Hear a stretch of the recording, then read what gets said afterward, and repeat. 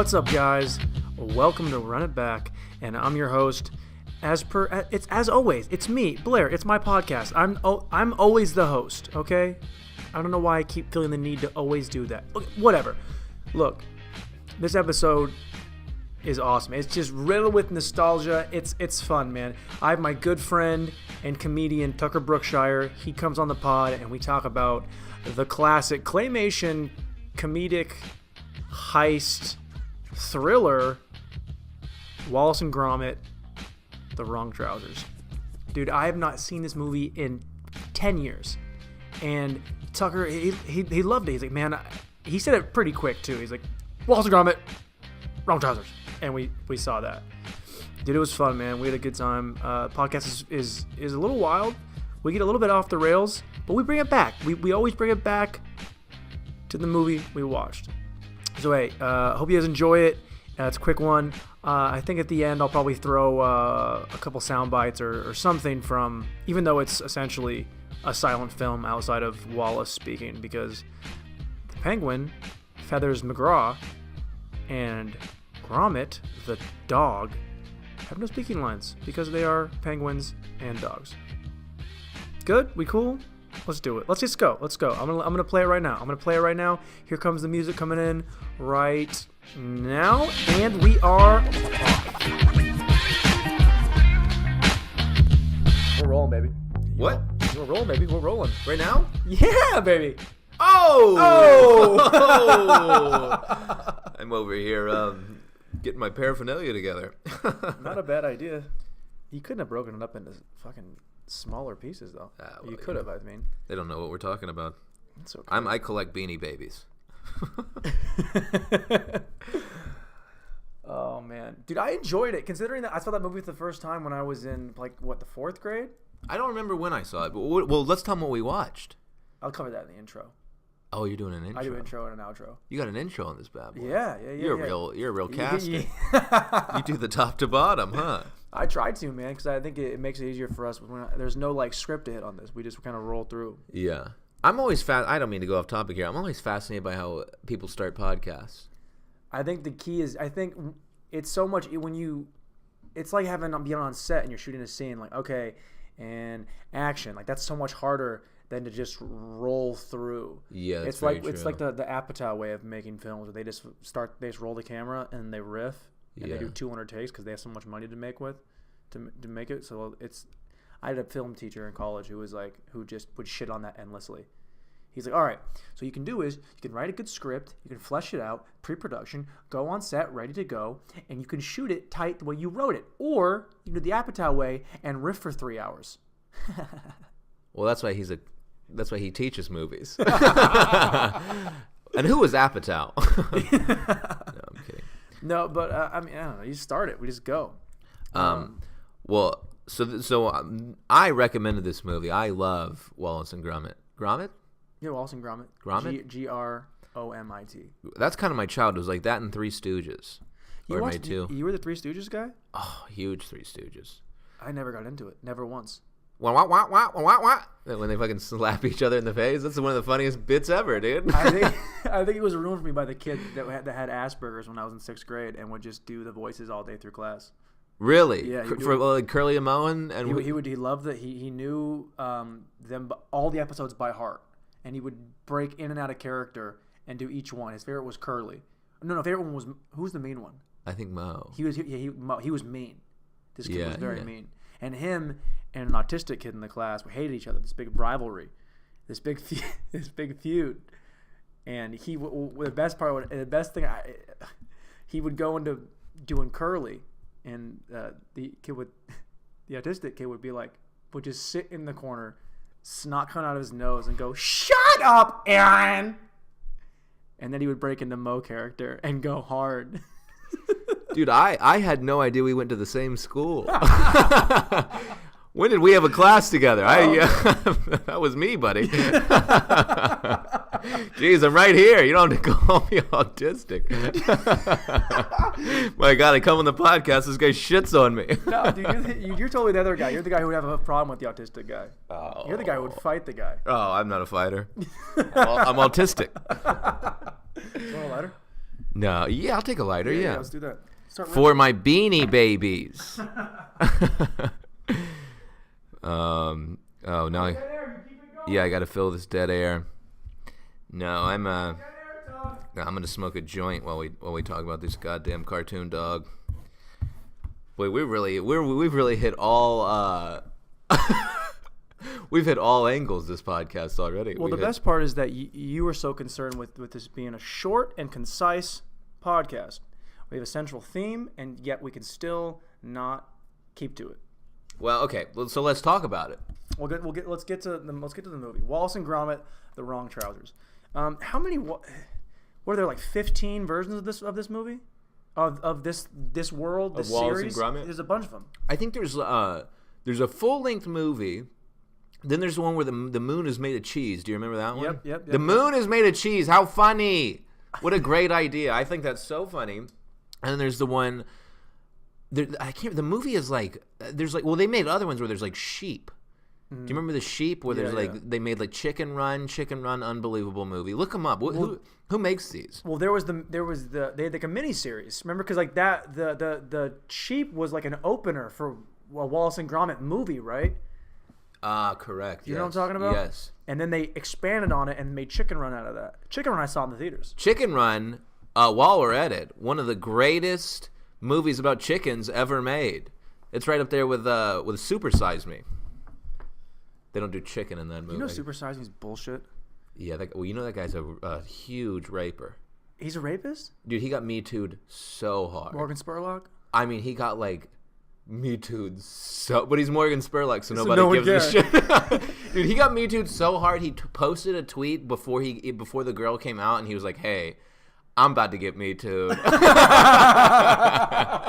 true, dude. Look it up. Meanwhile, what's his fucking name from American Idol? What's his name? Who? American Idol. What's his name? The host. Oh, I thought you were gonna say like Clay Aiken got Me Too. No. Even worse. What's his name?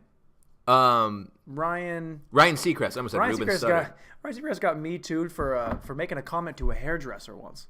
What'd he say? It's just like, I don't know, toots, bitch, whore, whatever. What well, do you say? All three of those are frowned upon. You can say toots. You can't say toots. You can't say toots. You can say toots if you really want to say toots. Can you imagine saying toots? Can you imagine Ryan Seacrest saying toots? It'd probably get somebody off. You imagine being a hairdresser. I'm gonna do his highlights today. He's like, hey, toots. Has anyone been more like clearly homosexual but not than Ryan Seacrest? I thought that guy was gay from the day I met him. I've never met him. He's the kind of guy who will like bring a dude in and say it's like for his girl, but it's really for him. No, yeah. Well, it'll be me, you, my buddy Pete, and and then Daryl's gonna watch. Yeah. He might jump in later. And then you're gonna be the only girl. I knew a girl who told me about how she having a threesome, and I'm like, oh hell yeah, like. You and a girl. I always assume, girl, guy. I always assume that when a girl's talking about a threesome, because you want to hear girls don't talk about getting double teamed. That's something that they bring up in conversation. And she's like, "Oh no, my boyfriend's bi." And I was like, "Did you know that beforehand?" She's like, "No." And I thought it was all for me. And then he brought in a guy. Ooh, All For Me, great song. 2 Chainz. That's not by Queen. Isn't that 2 Chainz? All For Me. All right. No. There's a Lil Wayne 2 Chainz song called All. I'm probably wrong here. You could probably just riff into a 2 Chainz thing and make the most sense. Low key. But I don't see how threesomes go into Wallace and Gromit. Right. I forgot we were talking about this movie. We started talking about sex. I was like, what is this podcast about? All right. Well, how about this? We'll write this shit by me asking a generic interview question about the movie. Right. And that'll springboard us in to a conversation, hopefully in the direction of Wallace and Gromit, The Wrong Trousers. Right. So Can I would say, hold this? Yeah, if you want to. Yeah. We're back, baby. All right. That was my fault. Don't ever touch the fucking mic again. What I hope everyone hears is when I tell Blair, "Can I pick this up?" and he goes, "Yeah." Yeah, pick it up, dude. And then he yanks the cord out of the back of the mic, and it brings the podcast to a screeching halt. I'm a screecher. You are. So why do what? But I am genuinely curious though. Is like I was really surprised / not surprised because I know you, but this is the movie you pick. is the movie. I'm like, I asked Tucker, like, hey, what's a movie that you love that you would love to talk about in a podcast form? He's like, Wallace and Gromit, The Wrong Trousers. That is a weird thing. I was to pretty say. quick about it. I mean, It I was quick. no thought in your mind. Like, I would say, Pulp Fiction, bam. But that one's a great movie. This is also a great movie. But this is a short claymation film. This says so much about the two of us that you're like, I was gonna say Pulp Fiction. I was gonna say Wallace and Gromit, The Wrong Trousers. Like, I mean, there are two types of men in this world, and that's it.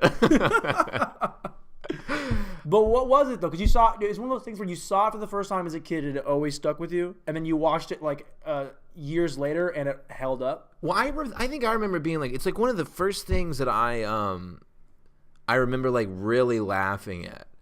Like, I remember the penguin with the glove on his head. It's a penguin with a glove on his, like, when I was like 8, and I was like, that is fucking hilarious. And it was just like the absurdity of this penguin who's stealing pants from a guy with a talking dog. I just love shit like that. I don't know. But I in my head I was thinking, I was like, well, it's not my favorite movie. Because it's not like, you know, like what's your favorite movie? You can't be like Wallace and Gromit. People will fucking vote you off the island. You know what I mean? Big eye roll coming your way if you say that in a big group of people. But it's one of the movies I enjoy the most. I love stupid shit. A penguin with a 4-fingered glove on his head. You had me at penguin. I love it. But I really enjoyed it just for the nostalgia factor, because I hadn't seen it in so long, and seeing it, and I forgot how it ended. I forgot it was a heist movie. They're stealing a diamond. It's got everything. I had no idea. But as far as, because I think you can judge movies two different ways on like how good they are. A movie that is like empirically a great movie, like Saving Private Ryan, something that's like, it's big, colossal, and it's like, it means a lot, and it's powerful, and makes you feel an emotion, right? But you don't need to see it more than once or twice ever. And then there are some movies that you can watch over and over and over again, and it's like, you can either have it on in the back. It's like a Knight's Tale. You ever seen A Knight's Tale? Dude, I love A Knight's Tale. Everyone loves A Knight's Tale. No one has said shitty movie. Oh my god, so much fun. You can R.I.P. to my guy, Heath Ledger. That one hurts a little bit, man. The more I think about it, I'm like, that guy. Dude, he was the lead. Who was his buddy who like ran out on the road naked? Yeah, the guy who played Geoffrey Chaucer. Yeah, dude. Yes, dude. You know what I didn't realize until I got to college when I learned about Geoffrey Chaucer was I watched that movie 100 times. No, I assumed Geoffrey Chaucer is a fake name made for this movie. That's a real guy. And then it's like he's the head coach of the Cleveland Cavaliers. Sorry, I'm sorry. And then at the very end, it didn't. One of the last lines of that movie is he says, "I think I'm gonna write it down." The guy's like, "What?" All of it. I'm going to write all of it down. Oh, it's a great tale. Line. And that's one of the last lines of the movie. And that didn't hit with me until maybe a decade later when I'm taking a college gen ed class and we're learning about like history and talking about the great like writers of the past. Yeah. And Geoffrey Chaucer's up there. Like, he wrote all these amazing tales of knights. Haha. And then, you know, and then he goes, and then he writes it down. I'm like, oh. They're talking about. I didn't even know that until I didn't remember that final line. Until that's you just one of the said final lines, and he's like, "I'm gonna write it down." He's like, "What? All of it?" Because it's a knight's tale. Yeah. And then one of the side characters is Geoffrey Chaucer, who's witnessing everything. He's literally a part of almost every single scene. He is a part of. But there are like certain. But you think about it, you go really into That's when it. The movie takes off. When he runs in the scene, dude. He's got his little tush out. He's like, "What are you doing? Trudging? Sorry, to trudge." The long yet dreary, depressing walk of a man who's got nothing left in his life but his pride. Dude, you know what I love? When people can quote movies you don't expect them to be able to quote. That was a horribly misquoted. Okay, good. I thought that was real. That was not saved, but the first 2 lines of that, spot on. I thought you just crushed the Chaucer intro in A Knight's Tale. It's like, dude, you do love this movie, just go dude. deep. I learned his monologue tomorrow. I edit it in here later when I release it next week. I'm Geoffrey Chaucer. You start acting. But that's what I'm saying, though, is there are movies that you can watch it over and over and over again, or there are the movies that are talking movies that we think that we love, or there are the movies where it's like I only need to see Interstellar maybe one more time the rest of my life. Oh yeah, that's so true. But it's so heavy, And it's like and space travel, and that always fucks my mind up. When it's like, we're going to this planet, and if we're down there for 15 minutes, that's 3 years up here. So I'm rarely in a space travel mood. You know what I mean? Rarely. Rarely am I like, yeah, man, I want to watch this guy getting lost in a black hole. Why don't I take 3 hours out of my day and think about the existence of mankind? I'd rather watch someone fist a black asshole than watch fucking Interstellar on a loop for a week. The hole's so dark. Good movie, though. Great movie, but you don't want to see it more than once every 3 years, 4 years, 5 years. No. But like that's what I'm saying about Wallace and Gromit. I might not watch it again for another 10 years. Yeah. But doesn't it take you back to being a kid? It takes me back to... I remember watching it when I was a kid and being really amazed at like... Because it was a cartoon, but it wasn't animated. Yeah, I didn't get that as a kid. I didn't understand. I was like, "There's no way they just move them and take." I didn't have the brain capacity to understand that. I watched a documentary on them making one of these. Me too. I've seen that. And it's just like the amount of patience, and they're just sitting there, and the concentration they have to have because they move it too like wrong a centimeter, and it fucks the whole thing up. Yeah. So to sit there and have the patience to do that, dude. I saw a fucking documentary one time about these guys that they paint little miniature like action like figurines that can fit inside of like a needle. You know, I've seen this shit. Things. Yeah. And I saw a thing about this guy. What the fuck? That shit is crazy. What he would do is the craziest part about that is he would sit there. They got so crazy. It was like one of those sports science things. He can turn on a dime. A dime is a centimeter. When you turn it this way, and the pressure, blah blah. But they're like the guy would do paint strokes in between heartbeats. He would lower. He would lower his heart rate on purpose because he knew that if his heart would beat, it would throw off his hand by like so much of a quarter of an eighth of a centimeter of an inch. So he would when he would paint the strokes on these little tiny guys that you could only see under a microscope, he would do it in between heartbeats. That is incredible. But why? Why would you do that? Well, that's the thing. It's not for anybody. It's clearly just for that guy. You know what it is? He's passionate. Right, but it's just for him, though. So what? He's passionate. That's what I love. I love passion. But like, how many passions are there out there where it's just for you? Like a carpenter, a painter, a stand-up, an actor. Yeah, you feel good when you do it, but it's not necessarily for you. To be a guy who's painting little tiny microscopic figurines that fit inside of a needle point. Yeah, no one's gonna notice. Well, I mean, maybe it is for him in a way because people, you know about it. Right, but that's my thing is that's something he's doing just for him. There's no recognition for that. Yeah. You built somebody a house, you get to fucking go home and jerk off. They're living that for the next 30 years. Yeah. They got paid a lot of money to do it too. No one's paying this guy to do microscopic miniature G.I. Joe art. That's something he's doing actually for him. What if someone is? I mean, hey man. Dude, that's how funny. You can make a living making little people art sculptures that live inside of needles, I bet.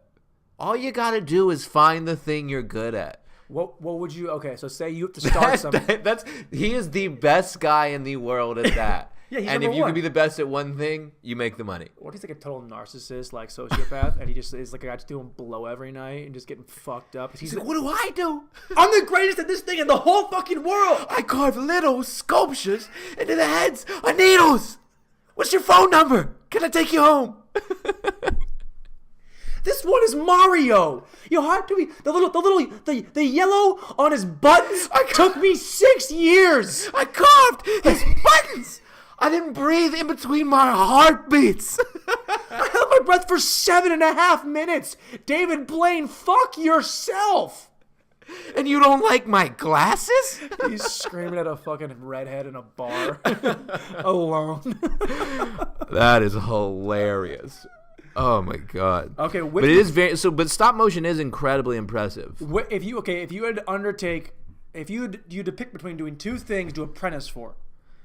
One is this stop motion animation where you're doing clay and it's just crazy tedious, or you're learning how to build ships and bottles. I want to do what the guy from Mythbusters does. I go with C. Those both sound. I cut my head. You cut your head clean off. I can't deal with small things. Yeah, small tasks like that will make you go insane. Yeah. You ever try and get a knot out of a shoelace? Oh, It is the fucking dude. I spent an entire semester of middle school in the back of this choir class. There was these. It was like the blinds for the window blinds, and it was like those long, super like big old school windows. Had that long, the string where you pull it open and close the jaw, like the string of the for the blinds on windows. You know what I'm talking about? Yeah. It was drawstring. Yeah, drawstring. It was literally tied into hundreds of different knots all the way up. So like when they're extended all the way down, it's probably like 3 feet. Yeah. It was tied into so many little knots. It was half the size. Did you have of a panic attack? I just sat there I didn't want to sing, so I just sat in the back. I sat in the same seat every day, and I just whittled this and worked away on this thing. Oh, this little rope, dude. That's This little tiny rope. I just worked it down until when I finally finished it, I was so excited and no one cared. that's incredible. What a nice feeling. It was the best. But maybe that's how these guys feel. Yeah, my big fear is that imagine like carving a ship in a bottle and you spend 3 months doing it and then you put too much pressure and you like snap the ship in half. Like there's too much on the line for me with small things. You know what I mean? Like trying to make a tiny thing inside of a needle head. What if you poked it wrong and you broke it? I've broken down making a snowman before. Yeah, I'm sensitive, man. Dude, I've broken down. I cry over my ex-girlfriends. I think everybody does. Well, yeah. I saw Stars Born and cried 6 times. Dude, I got to see it again. I'm going to go see it again. I'm going to go see it with my ex-girlfriend probably. I would see it if it was animated like Wallace and Gromit, I'll tell you that much. It'd be terrible. Unanimated Stars Born. I bet there is an R-rated version of claymation where it's some claymation. He's crushing up fucking Percocets in the back, snorting them. Why are people snorting? Made of clay. Why are people? By the way, I fucking watched a movie today. Why are people snorting things by just shoving it in like the corner of their and doing that? And it's getting all in there. Is that what he does in the movie? So much, yeah. Oh yeah. Right before You're going to edit that out. We're going to edit that out. No. People might listen. I'll put it in the intro. I want to say this right now. If Blair doesn't edit that out, I apologize. That's all you're going to do. You're just going to say you're sorry. Oh, man. That's a huge spoiler. No one listen to this. Run. Dude, but back to Wallace and Gromit, though. I just feel like, I don't know, I had almost more of an awe of just how it was made than for the actual story of this. I probably need to watch it again and just like watch the story because I was following it because it is interesting to see this little character develop. But it makes you, as an adult, it makes you hate Wallace because he's so dumb and not with it that he almost turns his best friend away and doesn't even notice.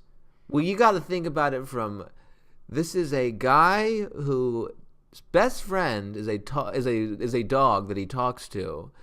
And a penguin who doesn't speak comes into his home and steals his trousers. I don't think you're supposed to worry about the motive of the bald guy. You're supposed to go, there's a talking a penguin with a glove on its head in this movie. Has there ever been a more sinister character? He was so scary. They made a penguin scary, dude. Yeah, I didn't. Just his dead eye look. Yeah. When he first walks into the it's terrifying. Now tell me that's not funny. That it's a penguin with those eyes and he has a 4-finger glove on his head. The 4-finger glove was I think that's one of the funniest comedic devices. I think one of the best parts of that is when all of that they do that whole heist and they go home and then he takes the glove off his head and then Wallace is like, "Oh, Mr. McGraw, Feathers McGraw, it's you?" The whole time. I didn't know. How is it you? Do you know how Gambino put his like name into a Wu-Tang rap generator name and that's how he got Childish Gambino? I think that's what I'm going to do for my rap name, Feathers McGraw. I love that. You're going to get sued. That's copyright. That is copyright, isn't it? You got to do a spin on that. McGraw Feathers. That sounds like a school textbook. McGraw Feathers. Sounds like a school textbook about feathers. What was the other movie you were going to pick? I was going to go with Baby Boy. Yeah, what is that? What is Baby? Baby Boy is essentially about Tyrese, this guy who grows up in the hood. Very stable human being. I love Tyrese. Tyrese the life. goat. Maybe not in real life, but I mean, who is? I mean, my God.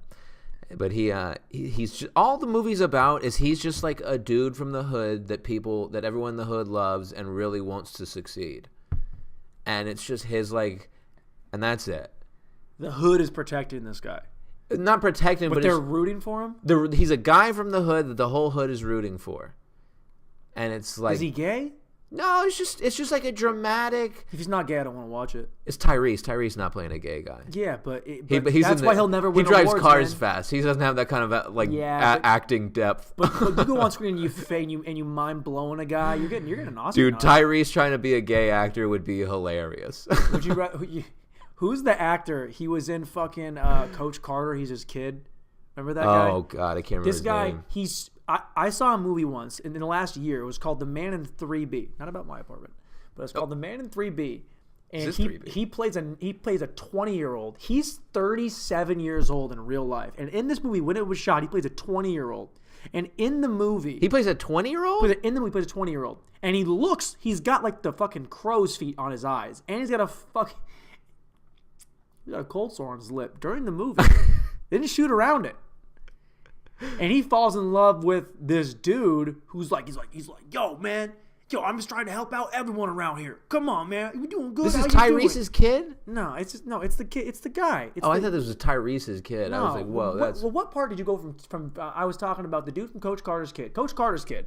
In the movie Coach Carter, the actor is playing a movie. Okay, that makes sense. I can see how you got lost. I was like 37. I was trying to like, did Tyrese have a kid when he was 16? No, but I'm saying this dude who is 37 trying to play a 20-year-old. Yeah, that's impressive. And it's the worst movie I've ever seen. And there's this like weird gay wrinkle where it's like he thinks this like the Man in 3B, the mysterious dude, he thinks they're boys, they're buddies, they hang out and shit. And he's like, oh man, look up at this guy, he's so cool. And he finds his book, and it's about like coming out as being gay. So he just assumes that guy's gay. So he thinks he's gay, tries to kiss me. Like, no man, I'm not gay. My brother's gay. I want to understand him better. So I read this book. But if you're gay, my brother's gay. So the end of the movie is he sets them up, and then he fakes his own death and moves to Mexico. That ending sounds kind of cool. The movie sounds like it might have been a real trip. I'll watch the whole thing. I'll never get that time back. Well, while we're at it, watch Baby Boy. I'll see Baby Boy. Baby Boy, man. I don't want to say a lot because it's like if I describe it, it doesn't seem like amazing. But it's like a nice journey through a man's life. Is it more not a man's life, but a man's young year? Is it more rewatchable or more classic? Like you see it every so often. I've watched it like every year for the past like 8 years. Really? Yeah, it's just like dope. That's not middle ground then, because there are like I don't have a Night's Tale, but if I did, it'd be on a loop in my place. I love that movie. Yeah, I'll just put it on and do stuff. And it's not your favorite movie. It's not like you gotta go see Night's Tale, but like movie I just fucking enjoy the shit out of Baby Boy. I like Tyrese. He's kind of crazy. He's crazy, but I'm a big Tyrese guy. He's a little nuts. And I'm not really sure if he sings or if he acts or what his like main thing is. He does not sing. He has songs, buddy. Look it up right now. So is Will Smith, not a singer. No, this guy sings. Tyrese. Yeah. We need a Jamie or whatever. Jamie, throw up Tyrese on the board here. We get a big screen next week. Him singing in a fucking booth. Tyrese is actually here in a booth. We've trapped him. It's like basketball and Wilt Chamberlain just sitting in a thing. Basketball. He punches out. That's on Netflix right now, actually. Do you like that? Oh, I love it. I don't like it. That was a movie I saw when I was a kid, and I laughed. I didn't know one joke. Imagine pitching that script. Didn't have to. I know. There's those guys. I know. It's just imagine being like. The movie is. Watch it again. It's so funny. I'll check it out. We'll watch it next time. All right, man. This has been fun. Thanks for coming on, dude. Is this it already? Yeah, it's 8:30. What the hell? It flies by. I had a blast. Dude, you always have a blast. I always have a blast. So much fun. What the hell? I've been trying to get you in here for 3 months. Took you 3 months to get in here. And you know what? For about 2.5 of them, I was having a tough time. Well, you're not. But see, the thing is, this was so much fun. Look how much better you feel. You're in a good mood. This has been very fun. I am in a good mood right now. Well, I just watched a penguin wear a glove on his head. A glove on his head. I was stuck on. There was that plot hole. I was like, what is this going on? Why is he in the suit? You don't need the guy for the suit. But then I realized. I thought about it. You had to put the helmet on him to get the claw in there. Penguin can't fit in that suit. I feel like those little feet. I feel like the penguin was resourceful enough to just sat on the trousers and just wrote it in there himself. Yeah. Well, he is a penguin. All right, bro. This was a blast. That was poetic. Hell yeah. That was a blast. It was fun, dude. I love this. Dude, I love chatting movies.